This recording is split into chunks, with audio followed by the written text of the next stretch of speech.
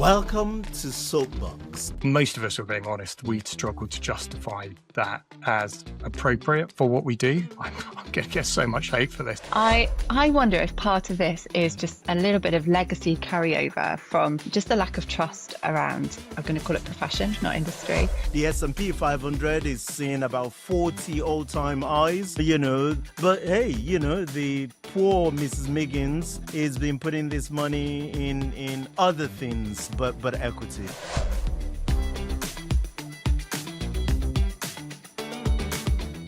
Welcome everyone to the Advisor 3.0 SoapBox podcast, the awkward middle brother of all of the podcasts that Abraham's been involved in. Today I'm joined by my co-host, Abraham. Someone the other day described him to me as Marmite, by which I assume they mean salty, vegan and yummy, which is all things very important, but close to my heart. And Sarah Roughsedge of Eva Wealth, who is a founder, advisor, and now author of this fantastic book, which actually I haven't had a chance to read yet because my wife's been reading it through. No doubt we'll come back to that one during the pod, I'm sure, Sarah.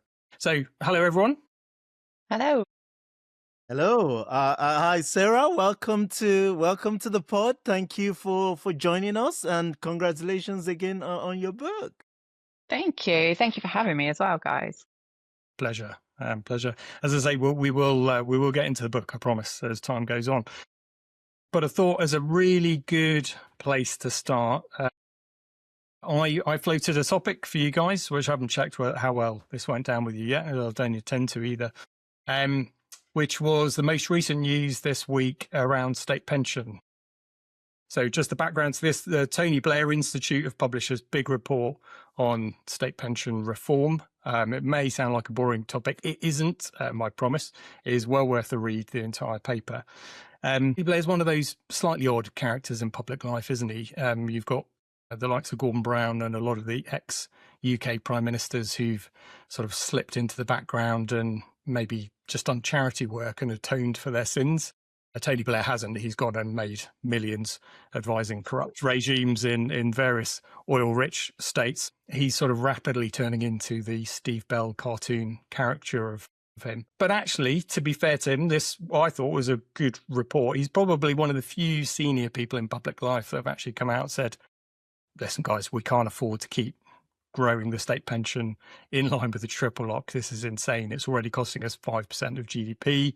It's another 1% of GDP just because we're all getting older and we're living longer. And then extraordinarily another 4%, I think, on top, or something insane, maybe 3% on top, because of the way the triple lock is accelerating the cost. So another 85 billion of costs coming down the line for the UK taxpayer just because of this crazy triple inflation linking we've got. So it's nice to actually have that aired publicly. Beyond that, the proposal started to then get a bit crazy because it's this concept where you almost build up a government defined contribution pension pot. So they try and get you to 250,000 invested, and then you can draw that during lifetime, so pre-retirement, up to about half of it, for things like unemployment, leave, ill health, these kind of things that you might come across in life.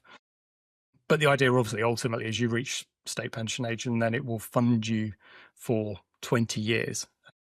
And whilst I think, agree with building up a fund, I thought it was quite interesting that they said actually wealthier people get more out of the state pension because depending on where you live in the UK, depending on your earnings during lifetime, you actually can have up to 10 years longer drawing the state pension because your life expectancy is 10 years better. So it goes from 16 to 26 years for women between the best outcomes and worst outcomes. So their concept that you don't have a fixed pension age, but you have 20 years of funding, it seems fairer to me. So there you go. That was an extraordinarily long intro. We've lost half of our listeners already. So views, shut me up, someone, please. I think the really good thing about this is that they're looking at just, is there a different way that we can do this? And whilst there's a lot of controversy around, do we link it to individual health data? It's fascinating that it's quite a different approach to, I think, anything that's been floated before. So I like that. I'm not saying I like how they've done it, but I really like that it's a different way of looking at it and approaching it. So I think that's whether we lean into the direction of travel with that more or not. I think just starting to unpick, is there a slightly different way that we can look at it is refreshing. Yes, I agree with a lot of what Sarah said. By the way, I know this is where I lose 110% of the British population. I actually do like Tony Blair a lot, I mean, the Iraq War and all that. Yeah, but I remember, by the way, actually meeting David Cameron and saying to him, I consider myself a Blairite, but I voted the Conservative ones. Can we stop talking about politics now? You're about to say that David Cameron turned around to you and said, well, yeah, I consider myself a Blairite as well. That's where I thought you were going with that.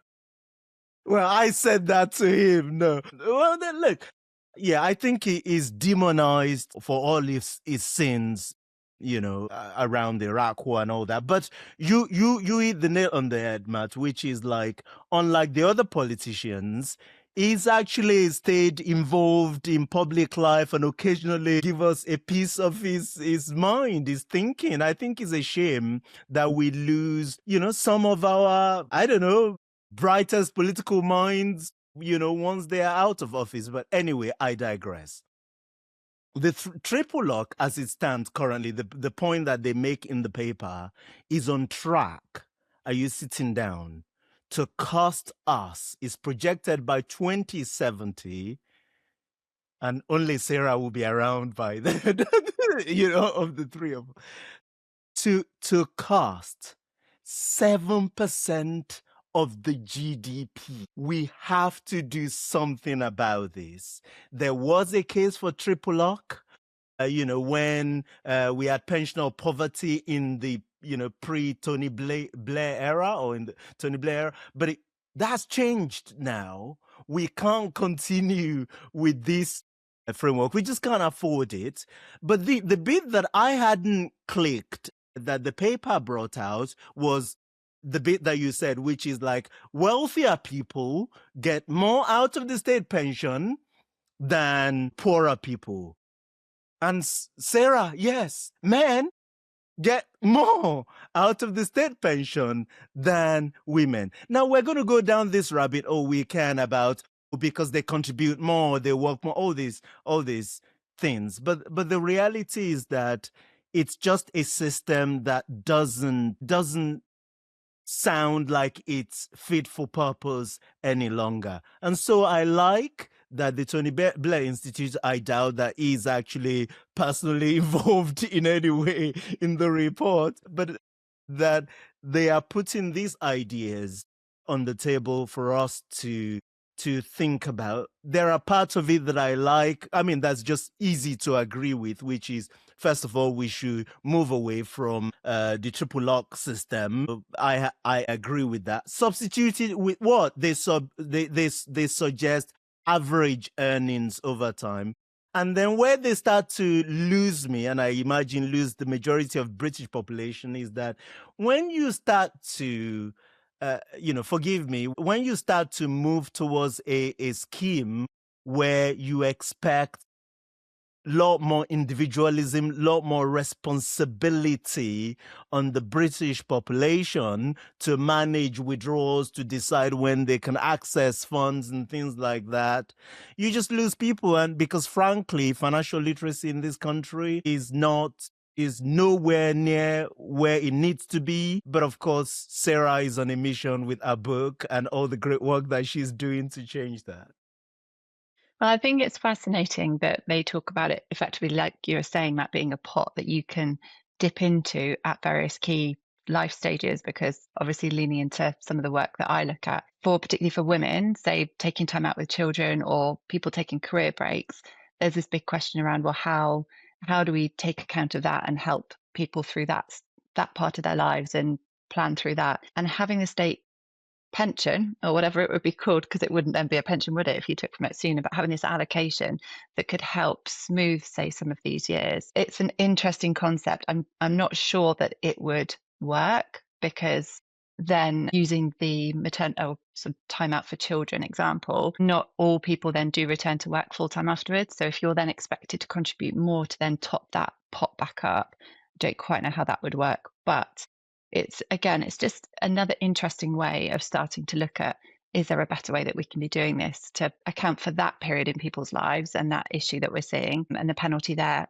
But then does it come at the expense of later on, and how will people then be able to fund their retirement? So it's interesting. Yeah, one thing that bypassed me completely. So they were saying in the report that we're the only developed Western country, I think that was the terms they used, that don't have some kind of state unemployment provision of some kind of form.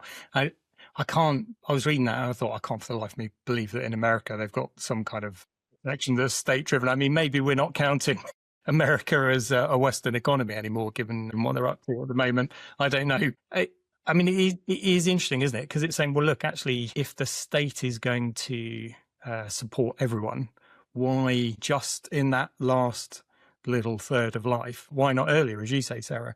And I do think it's complicated, and I don't.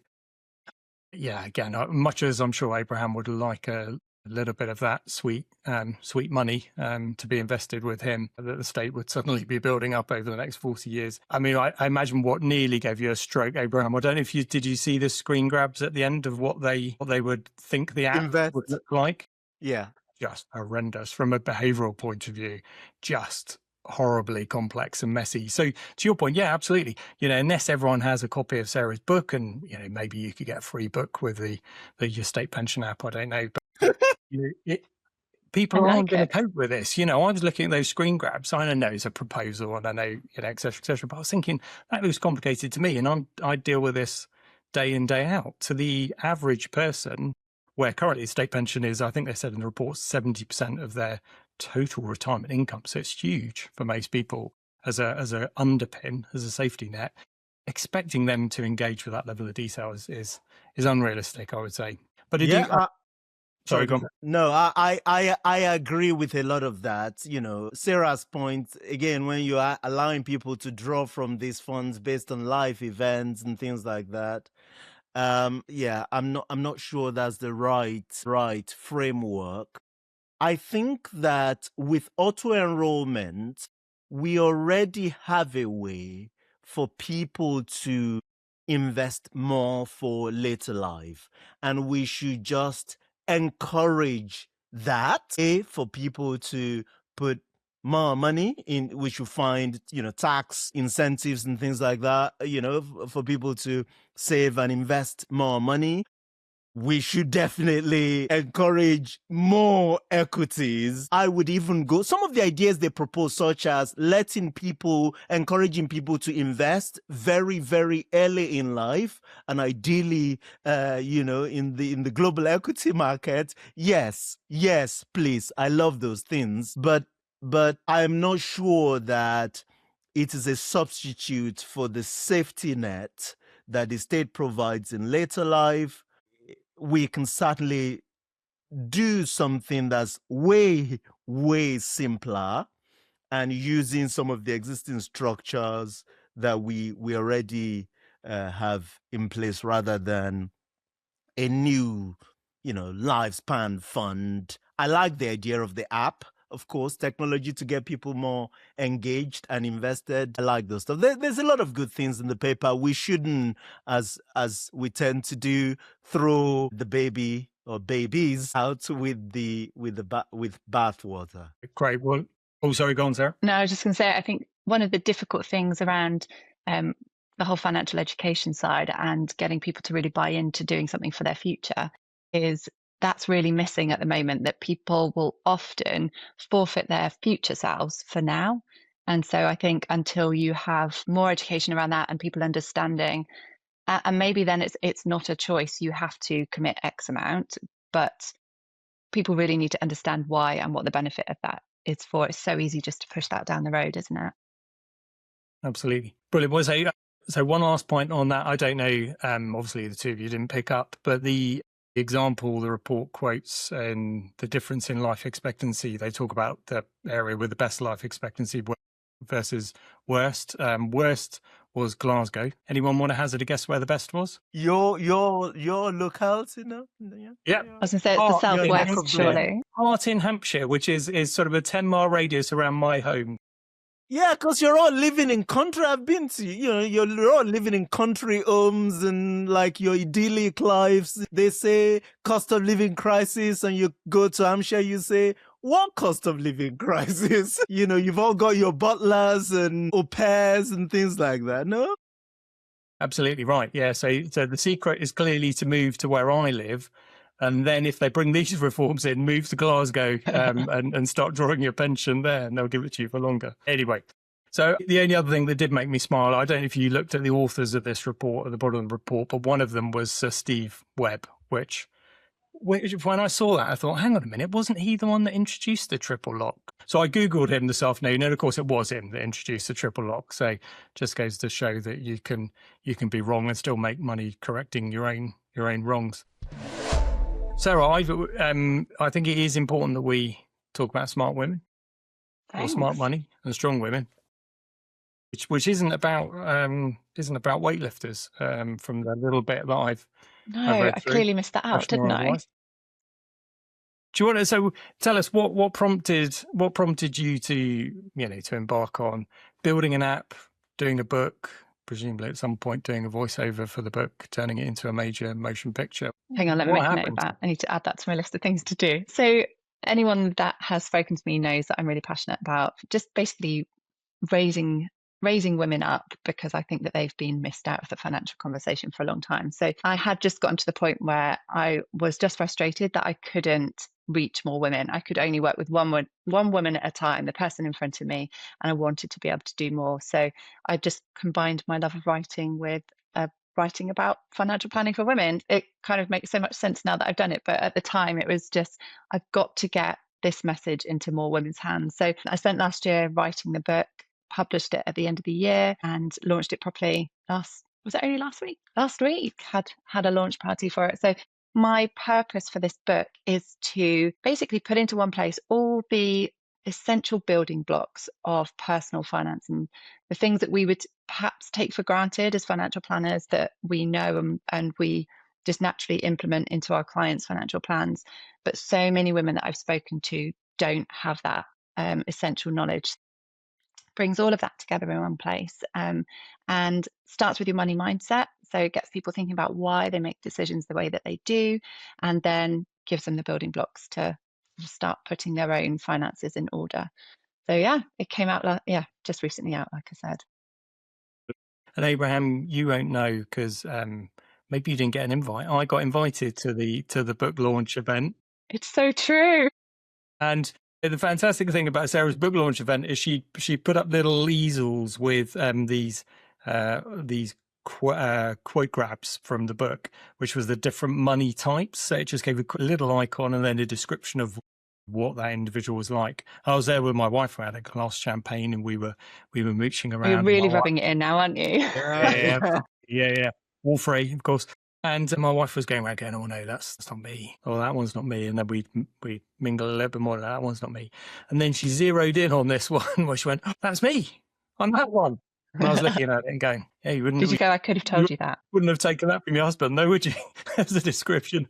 I had to bring you all up to London to a book launch to slowly take you around the room. But I thought those kind of archetypes, that framing, I thought was really, really useful. And I don't know if you want to just very, very briefly talk to some of those, because there were 5. Have I got that right?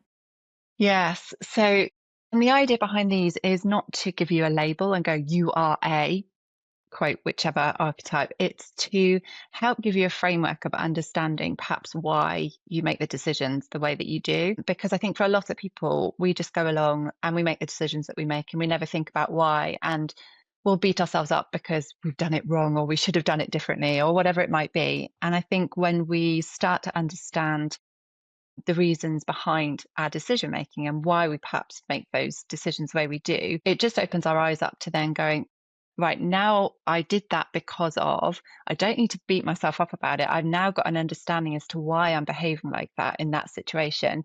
I can now choose to behave and respond differently the next time that happens or in making this sort of decision. So it is there as a framework to help give a bit of context around decision making. So There's a quiz that you can go through. It's in the beginning of the book. It's at the beginning of the app as well. And it helps just to help you to identify which perhaps you lean more towards. So you've got things like, and we've tried to give them really obvious names, again, not as a label, but so that you can identify with what they're describing. So we've got the avoider, which is, as it suggests, someone that, will put off making any kind of money decisions or facing into things or whatever it might be. And we're all probably going to relate to little bits of each of these. You've got the status seeker, who is someone that gets value out of their money and what it's perceived to mean to others and to themselves. I'm not going to be able to quote them all on the spot because I just freeze. If you ask me a direct question, you've also got so we said avoider, status seeker, free spirit and money master. Thank you, the free spirit. So that might describe somebody who's a bit more just, I'll go with it. It'll all work out. It'll be fine. Matt, next prompt, please. Guardian?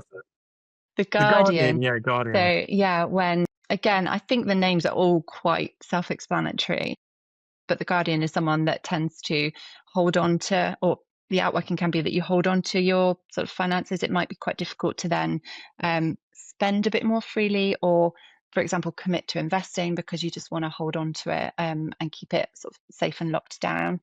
And then the final one is money master. The money master, someone that's mastered it all and got it all together, which obviously the three of us will have that nailed, won't we? If you say so.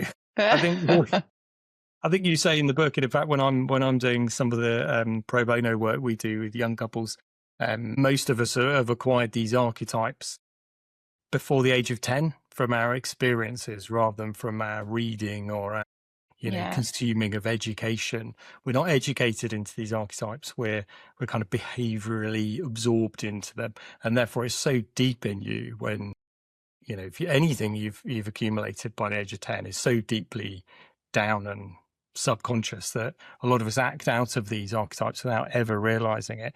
And crikey, thinking back to when I was at work, we had advisors that would have fitted into all 5 of those types, and couldn't have told you why they act the way they do around money. So shall we diagnose Abraham quickly before we finish? What? I was going to say, have we done that already? Yeah, money master. I doubt that very much, no. I guess my question, Sarah, is, can you change these archetypes? Or is it simply a matter of, can you change it by learning and all that? Or is it just a matter of, you're stuck with it and it's not your fault? I think the first thing is being aware of it. And then it's not necessarily about changing your archetype. It's about knowing how to keep a watch for when it might cause you to trip about something. Using investing as an example, if you are inclined not to, if you're facing that decision, it's recognizing, I know this is a really difficult thing for me. It goes against my natural way of thinking because of my upbringing and reinforced behaviors or whatever.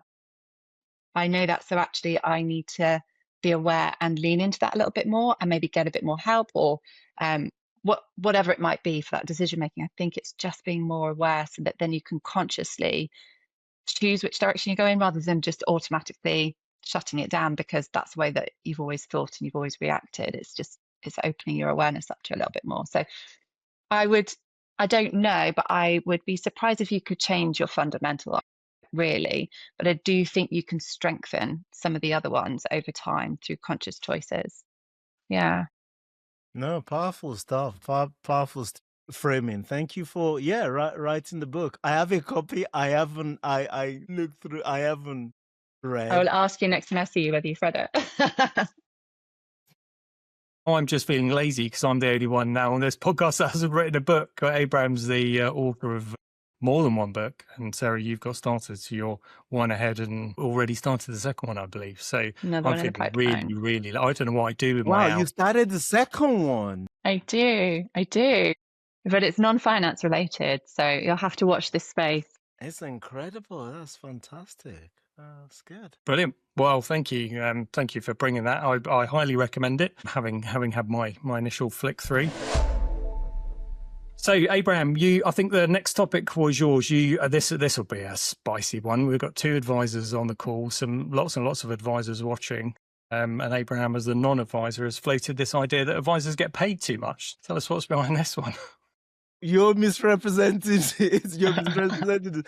No, I mean, this I put on the docket is based on a story in Money Marketing by Dan Wilshire, and the title of the article is "Are Financial Advisors Paid Too Much?" My first instinct response is no. Next question. You thought about it for a bit longer and you've got a different view. Yeah. Dan actually did make very, very good points in the paper. In the article. He was obviously referring to another senior figure in the industry making this point, nameless. We don't know who this is. And he just basically said they asked the question or suggested that a financial advisor, that financial advisors are paid too much. And the key point that Dan tries to make in his article is, whilst the average salary or pay of a financial advisor is 100,000, you have to account for the fact that that's for some of the most experienced people in the business. They tend to be chartered, certified, with years of experience. But more crucially, you have to make this distinction, which I don't think we make enough, between part of your compensation that comes as a professional from doing the job and the part of the compensation that comes as an entrepreneur, business owner, for the risk that you take. And where he landed was that he doesn't think that financial advisors are paid too much. They earn a good living, and they're not on the breadline as we possibly know. But too much, no. Sarah, you have a different. Dan is a financial advisor, the author of the article. So it's a little bit asking him to write the article is a bit like asking turkeys to vote for Christmas, I imagine. But anyway, Sarah, is Simon paid too much? No, definitely not. Of course, I'm going to say that. I wonder if part of this is just a little bit of legacy carryover from just the lack of trust around I'm going to call it profession, not industry. And I also wonder whether we tend to just blanket as advisors or planners, and actually there are so many different types of firms that will service different types of clients with different needs, and that lumps it all into one and presumes that every client need is the same, everyone's getting the same level of service, every advisor's paid the same. And I think we're not comparing apples with apples necessarily within that. And that's always going to be tricky, isn't it, when we try and do an average or bring everything together. But I do think that perhaps there's a difficulty where we're trying to apply one level of advisor remuneration, across business owners and advisors, but also across different service levels or different types of firms and the types of clients that they're serving and the services that they're providing. So I'm not sure it's completely, we can draw as much as we would like to from it, because I don't think it's giving a very fair comparison across the market. I think Dan does say that in the article, doesn't he? You would need to strip out probably all the business owners from the data set, but actually in a profession where thousands of the current batch of advisors are actually business owners, there's just one advisor or two advisors in a firm. That's where the volume of advisors are. Abraham's got all the stats, so he'll be able to quote them off the top of his head. You're stripping out a lot of advisors if you were to get down to the core data. What would be fascinating to know is what is the average employed advisor salary in some of these bigger firms. Some of the firms that have gone, I don't know, 25 advisors plus, 50 advisors plus. That would probably be a more meaningful reflection of what the profession looks like if you're talking about salaries, rather than lumping in business owners who've maybe got lots of other comp coming through because they've set up a business, so they've got some risk on board. I would say if we took it at face value, if you said 100,000 as an average salary, I think if most of us were being honest, we'd struggle to justify that as appropriate for what we do. I'm going to get so much hate for this. I mean, if you compare it with averages for an accountant, averages with solicitors, and they're tricky in their own way because they, accountants are probably better because there's probably more employed proportion of them. You're not seeing the same kind of salary averages for those kind of roles, and those are two roles that are under huge pressure from AI, certainly in terms of that next generation that are coming through, that grad intake that we should have had over the last sort of 18 months or so. Abraham, as our resident stato, have you Yeah, got this? What does this look like? I know Kitsis does a lot of work around this in the US, and he's always got some interesting things on advisor comp. yeah. I mean, I would challenge Sarah's point a little bit, which is that, yes, there are, different firms delivering different services. And that's true, frankly, for many professions, so there are different kinds of lawyers and different kinds of accountants and things like that. What the attempt here is to, and I know it's a bit challenging, but the attempt is to say, on average, is the let's just focus on earnings, like salaries, if you like, rather than the compensation for having a job as a professional, rather than the business, elements that you get as an entrepreneur.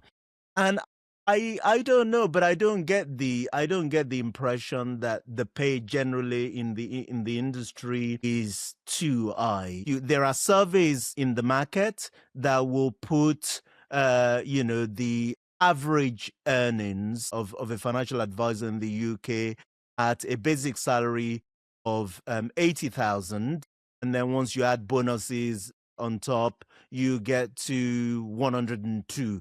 That doesn't sound to me like it's crazy when you look at the average years of experience in the profession. Of course, this will have geographical impact and differences and adjustment for experience and qualification. Doesn't sound to me that it is too crazy. I actually agree with, I think what you started getting into, Matt, and then you backed out from it, which is to say, for the risk that we take, the professional risk, the business and entrepreneurship risk, I am not sure that, I don't think the compensation is good enough. And you see this across the spectrum. So to give you an example, the total revenue, the total revenue of a solo advisor, average solo advisor,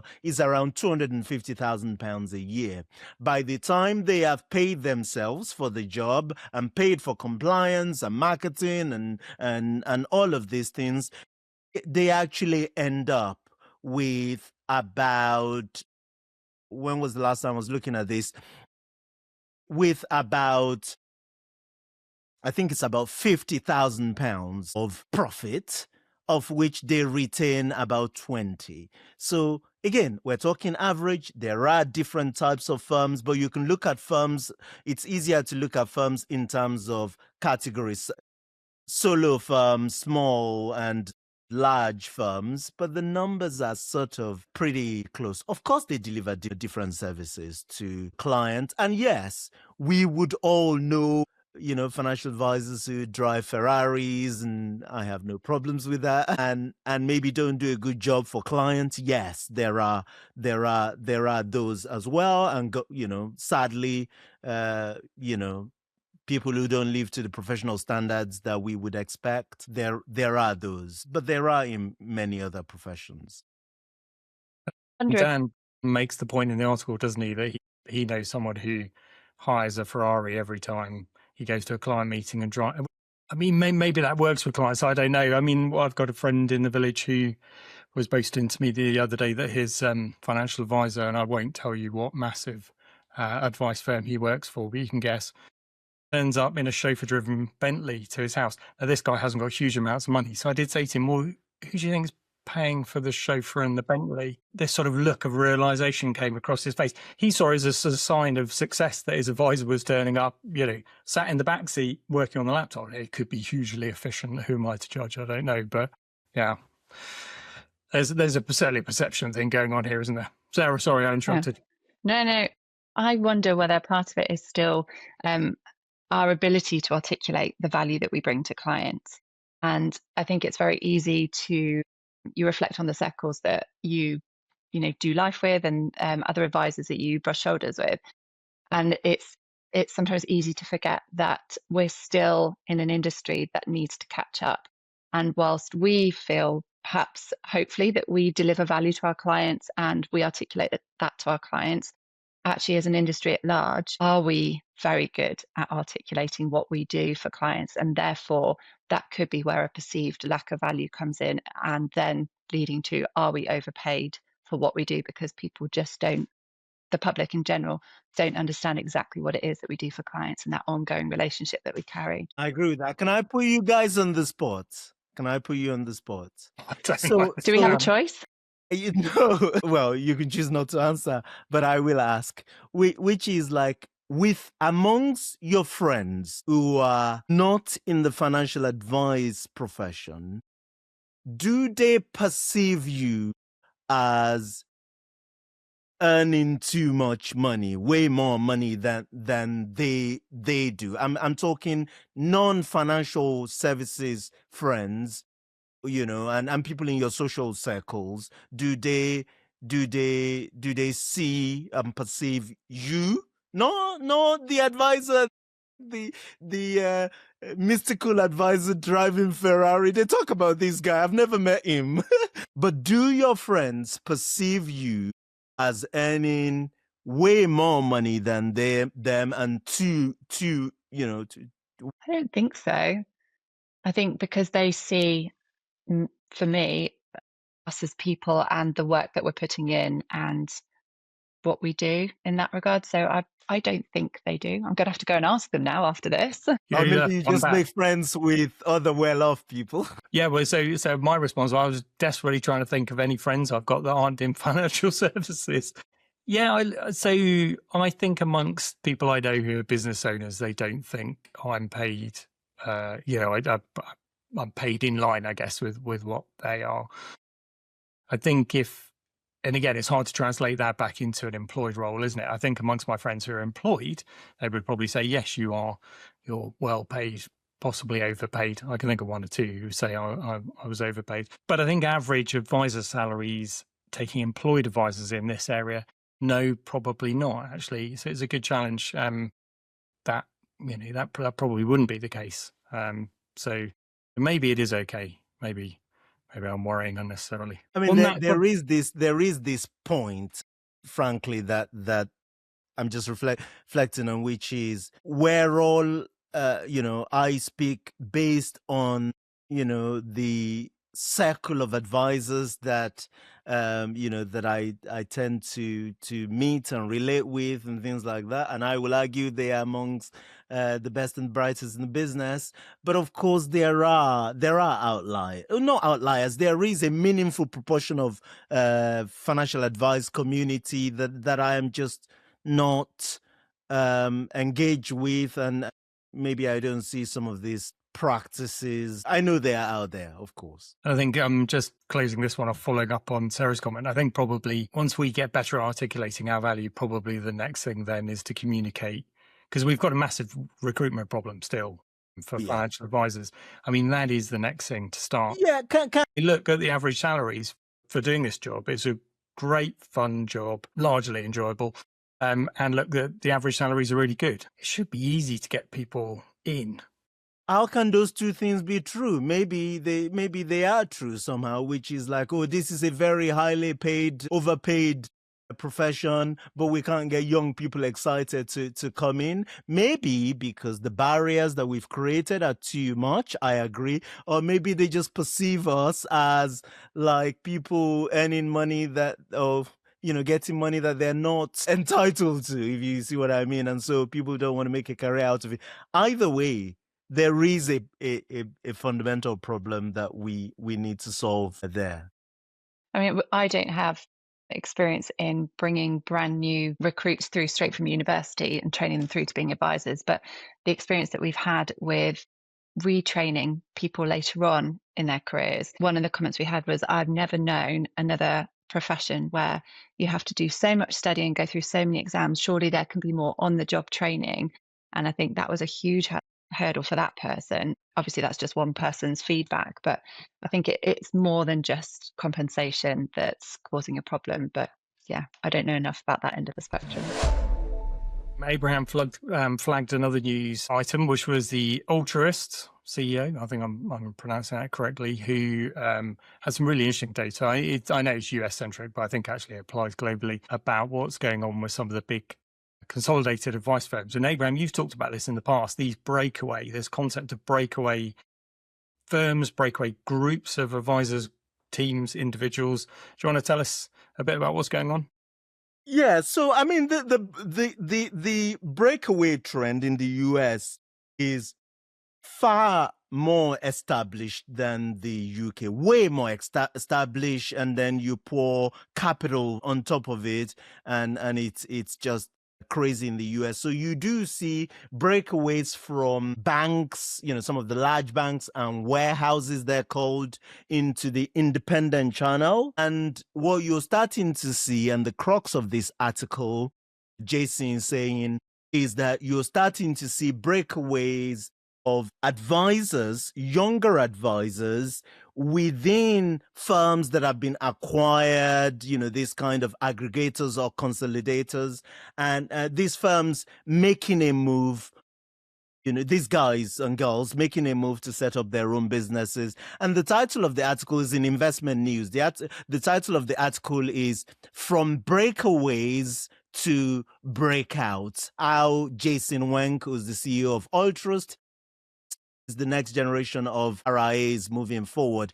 And the simple permutation that he did is that it is so compelling to strike out on your own, for a 30-something-year-old advisor who is in a large, consolidator in the US, even if they are average. These are his description. And he basically says, an average advisor looking after, say, 50 million of AUM, their own average are higher than our average. Our average is more like 30.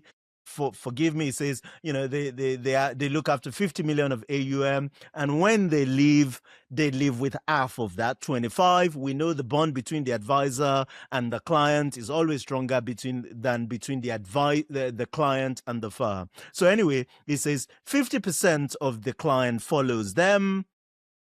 If they do, 50% of the client follow them, then they know that, broadly speaking, on day one, quote and unquote, they'll be earning about 200 to 250,000, which is, of course, or they will have a revenue of that much, which is about the same, if not more, than they are getting paid at their current firm. And Jason then says, well, if these guys compound over the next 20, 30 years, we all know that this game of financial advisor is essentially a game of age and time. Even my pitcher can do it.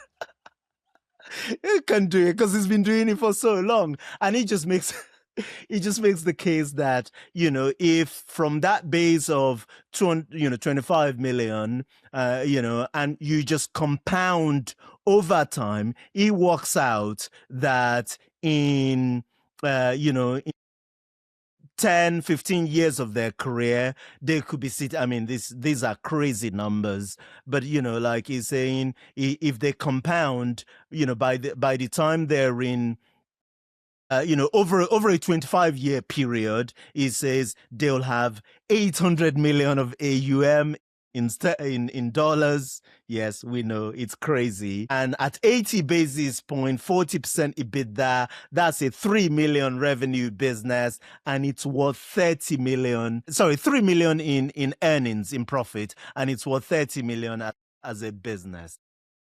Of course, that's like exaggerated. My friend Michael Kitsis then says, well, take a haircut off all of those, number. It will still make a whole lot of sense. I say, cut all of that number, all the key numbers in half. You will, in the UK, you take 10 million of AUM, you at 80 basis points, it's it's 100 grand to start with. Okay, you have some cost in the LA days and all that stuff, but you compound with the capital market, you compound with your own hard work. Why don't we have more people doing it? Of course I know why, but you're going to tell me anyway. Well, I'm not sure. I'm not sure Sarah or I are going to tell you. It'd be interesting to hear. I mean, there's some heroic assumptions Jason was making in that article. Yeah. I think he was assuming doubling AUM every 5 years, which is fine for the first 10 years. That last 5 years, doubling your AUM, good luck with that. But you're right. I mean, you could halve all those numbers and it looks incredibly compelling. I would say, why is that not happening? So as someone who's come out of a large firm, genuinely, I think part of the problem is when you're an employed advisor working for one of these large firms, you get institutionalized because they're very good at not letting you see what's out there in the broader world. So back to my experience 10 plus years ago, I did 15 years at a big national. All your CPDs done in-house, all of your conferences are in-house conferences. You never meet anyone who isn't an advisor for that firm. You don't know what the world, the big bad world, or as it turns out, the big lucrative, profitable world of financial advice outside of your firm looks like. And you're told constantly it's about risk and we do things the only way internally, and look, all these other guys are doing a terrible job, and you're safe with us and we'll look after you and you don't have to worry about anything. We're going to pay you a good salary, and you're going to have some equity that will be worth zillions in 10 years time. It's just that 10-year point always keeps being in 10 years time. It never actually arrives. And so there's a huge institutionalized mindset. I mean, I've got some colleagues who are still at my old firm who would be making multiples of what they're making at the moment if they were outside in that world. But they do need to take that leap and that risk. And there is a bit of the entrepreneurial mindset that you need. Maybe I meet a broader range of advisors, Abraham, than you do, but there's definitely some advisors who are chomping at the bit for risk and for business growth and new ideas, and excited about running a business as much as they are about advising clients. And then there's some really good advisors who love advising clients, and that whole rest of it freaks them the hell out. They really don't like the thought of that. So maybe that's why. But yeah, I mean, the numbers are compelling. If the numbers were as they were, everyone would snap it up, wouldn't they? Of course. I think it also presumes that all advisors want to, as Matt was kind of alluding to, want to run their own practices and have that entrepreneurial spirit about them. And lots of people just don't. They like to just go do their job and go home at the end and switch off and be part of a larger organization. And yeah, so I don't think being an advisor automatically qualifies you to being a business owner or a leader in that sense. So you have to untangle yourself from the numbers a little bit, don't you? And look at what do I like doing? What do I want to think about at the end of the day? And bring that into the equation as well. I think where Jason makes an interesting point is because he is a platform CEO that's seeing the flow of assets and the type of flows that he's getting. Is there obviously is a movement in the US, which is clearly bigger than in the UK, but of these breakaway advisors. The UK, we've had, again, Abraham, you'll have the stats, but we've had several years now of small advice firms being consolidated. I don't know if that's a kind of, if we're slightly behind the US or the wave is slightly behind the US and we're reaching a point where we're starting to tip into seeing more and more breakaway activity. To an extent, is the natural conclusion of consolidating a market, isn't it, into fewer and fewer players? Yeah. So in the UK, we're still in the early innings of the breakaway trend, but we're starting to see it. I'll give you some stats. So just because of the way our regulatory thing is set up, when firms break away, so when advisors break away from firms, they don't go directly authorized. So they're not replenishing the pool of the directly authorized firms. They go to networks. I have done an analysis of network rise over the last 4 years, taking data. Ultimately comes from the FCA database, but it comes from the annual data over the last 4 years of the number of RIs. And I'm making this sound really like clever. I just put it in Claude and I told it what to do, and it gives me this really nice analysis, and you find these really beautiful trends. The fastest growing networks in terms of number of advisors are what you would refer to as independent networks. So your valid path, for instance, in the last 4 years, cumulative growth of over 150 percent from where they were.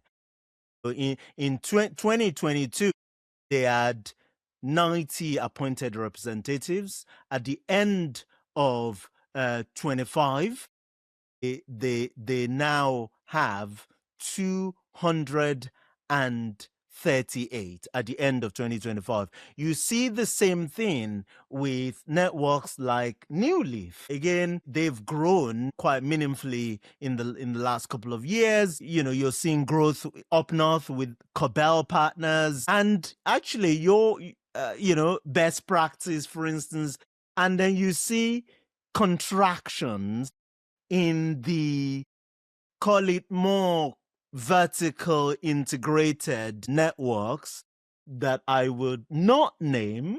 A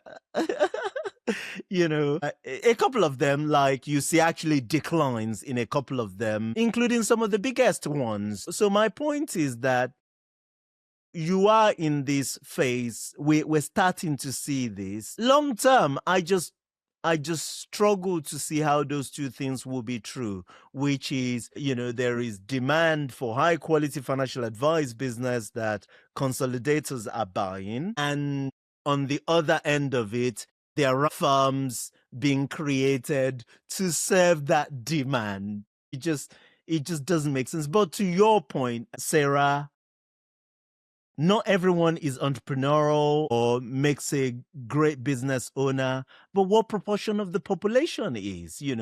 Maybe there is 20% of the population, and therefore who will strike out on their own to meet that higher compensation, higher demand, higher equity value that you place, higher premium that you place on that entrepreneurship. Or, God forbid, maybe we've just knocked the sense of enterprise and risk taking and value creation out of everybody. Yeah, but possibly that last one. And the going direct, I mean, we went directly authorized 10 years ago. From everything I hear, it's much harder now than it was.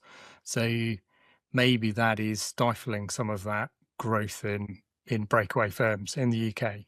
I don't know. I don't know what the equivalent of directly authorized would be in the US. Maybe the numbers would be very different if the FCA were willing to directly authorize a load of small solo firms, which I don't seem to be very keen to do. Brilliant. Well, we've given that a damn good thrashing, as I say. I think we've got time to just very, very quickly, Abraham, it can't be a soapbox with Abraham on it without talking about fund inflows, outflows, upflows, downflows. Calastone have released some data which shows that UK investors, for the first time in nearly a year, are actually committing their cash to markets. They've been busily pulling it out as markets have been soaring upwards. I'm slightly worried if they're pushing it back in, that means markets are going to fall from here. But yeah, tell us what's going on. Well, I mean, I didn't think we have time for this, but if you think we have time for it, then let's go. I mean, it's exactly that. After 10 months of persistently pulling money out of the equity markets in general and putting this money in cash and fixed income, 10 months. In that period, the S&P 500 is seeing about 40 all-time highs. The UK and European markets soared during that period as well. But hey, the poor Mrs. Miggins has been putting this money in other things, but equities. Good news, finally, in April, UK investors coming back to the market. So there is a net inflow into equities for the first time, in nearly a year.